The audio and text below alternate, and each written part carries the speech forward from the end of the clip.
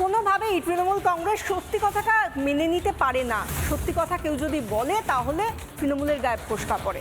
এই যেমন ধরুন, যেভাবে আমরা দেখলাম গতকাল অর্থাৎ বিবেকানন্দের জন্মদিনে স্বামীজির ছবির প্রাধান্য যত না পেয়েছে তার থেকে বেশি প্রাধান্য পেয়েছে সিমলা স্ট্রিটে স্বামীজির বাড়ির সামনে অভিষেক বন্দ্যোপাধ্যায়ের ছবি।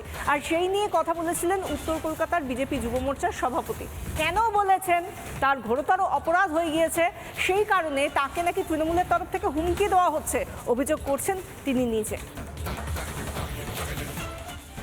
এ রাজ্যে তৃণমূলের বিরুদ্ধে সরব হওয়া কি অপরাধ?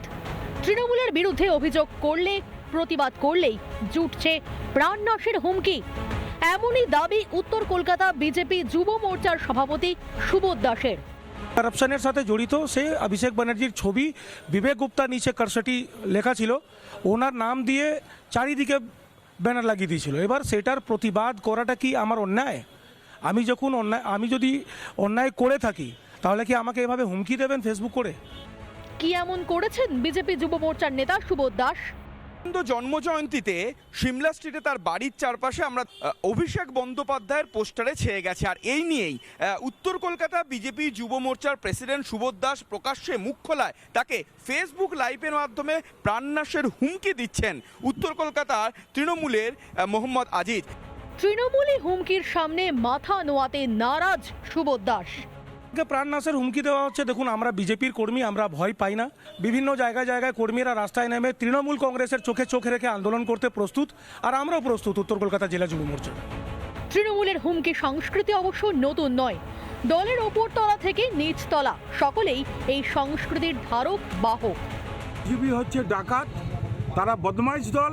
বিজেপিকে ধরে রাস্তায় যাতে গুলি করে মারে পশ্চিমবঙ্গের মানুষ। যেদিন বিজেপি কে মারতে শুরু করবে তৃণমূল ছেলেরা হাতটা ভেঙে ফেলে দেবে। যেদিন মিটিং করবেন তার পরের দিন আপনার ঘর আমি দাঁড়িয়ে থেকে ভেঙে দেবো, জ্যান্ত এই মাটিতে কবর দেবো, মাইক ধরে বলে গেলাম। তৃণমূল মাথা কাটবে বিরোধীদের, চুরি করবে, তোলাবাজি করবে, ধর্ষকদের প্রশ্রয় দেবে। তবুও কি তাদের বিরুদ্ধে মুখ খুলতে পারবে না বিরোধীরা? তৃণমূল কংগ্রেস এখন বুঝতে পেরেছে যে পুলিশের অপব্যবহারকে আরো বাড়াতে হবে এবং গুন্ডাইজমকে বাড়াতে হবে।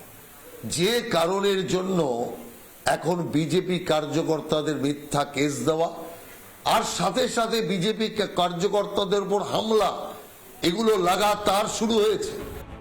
বাংলাকে পৈতৃক সম্পত্তি ভেবে ফেলেছে তৃণমূল, তাই তো ঘাসফুলের বিরুদ্ধে মুখ খুললেই তেড়ে আসে দলবল।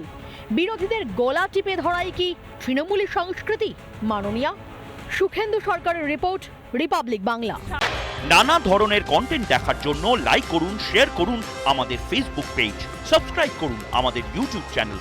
পাশাপাশি অন্যান্য ব্রেকিং নিউজের জন্য অবশ্যই চোখ রাখুন রিপাবলিক বাংলায়।